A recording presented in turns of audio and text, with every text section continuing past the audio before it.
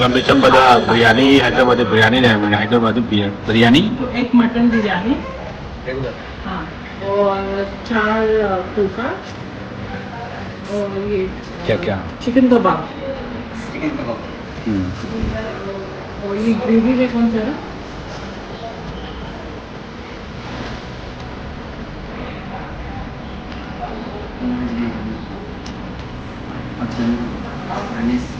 वो सबसे स्पाइसी वाला कौन सा है स्पाइसी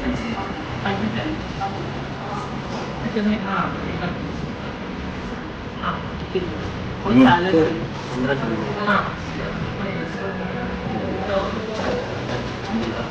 4 फुल्का एक बिरयानी एक मटन बिरयानी अंदर चिकन करी चिकन कबाब सैलड कुछ है क्या कुकुम्बर हाँ cucumber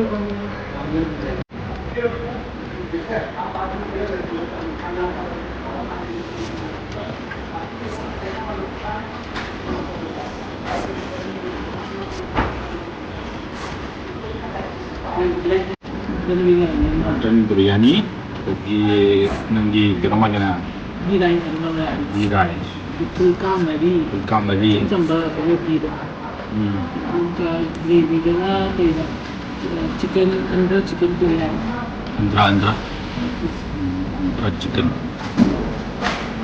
oh betul tak mau beli dan mau hei demi je tak वाह let kau ikan ni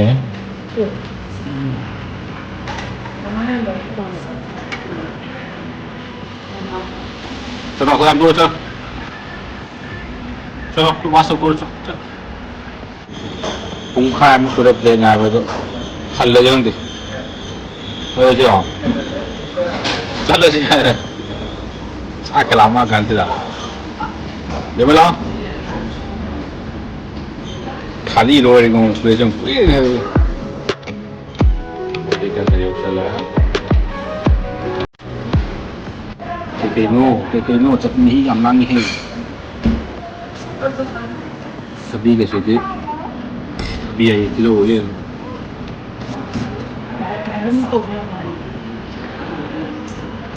ni juli nang ai den to ye ba to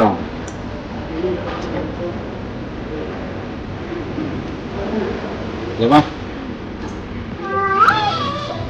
hai hai Hai hai.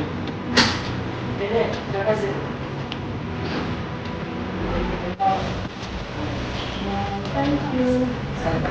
नहीं Bermula lah.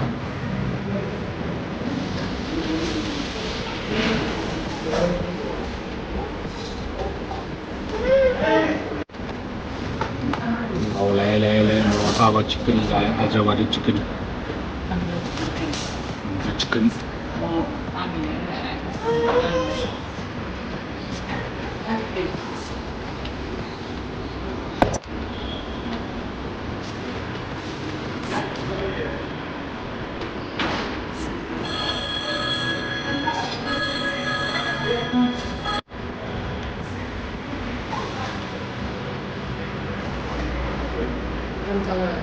Kacil ni pun kata.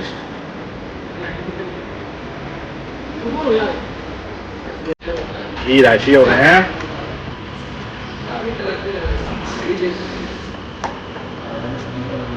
Cha beri, kacin ceng ni macam.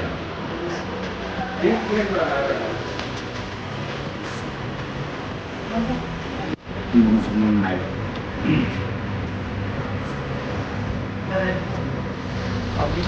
Ini kalau ni bukan tahu saya. Itu apa?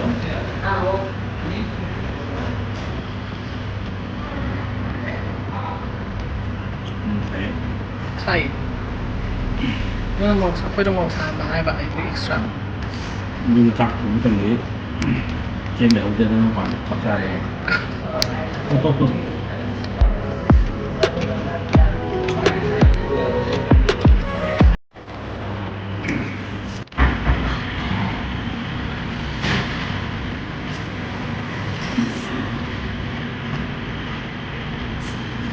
이거 사 보는 중.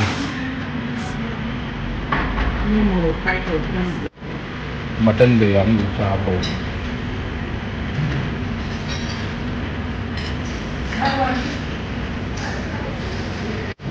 Mình chỉ là sao hồ đấy.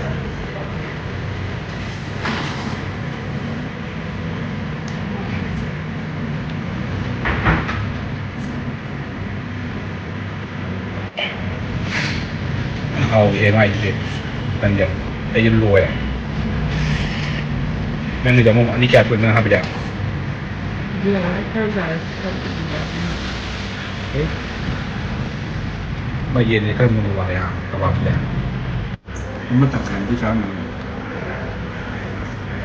ไก่อะไรนี่กระบอกตกบางง่ายเลยอันนี้ที่ไก่อาซ่ากัน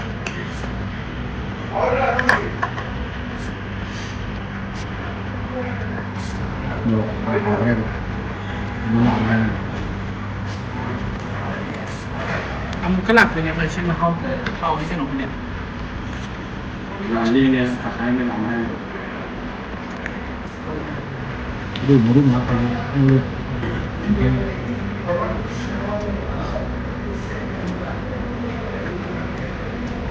Biết người gì nữa không? Là xanh.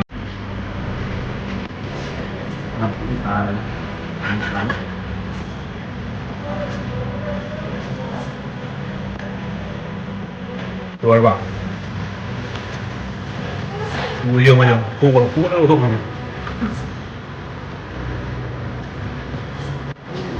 Thì giờ không phải mình làm bên thế. Làm rồi sẽ nan tiếng cho cô người thôi.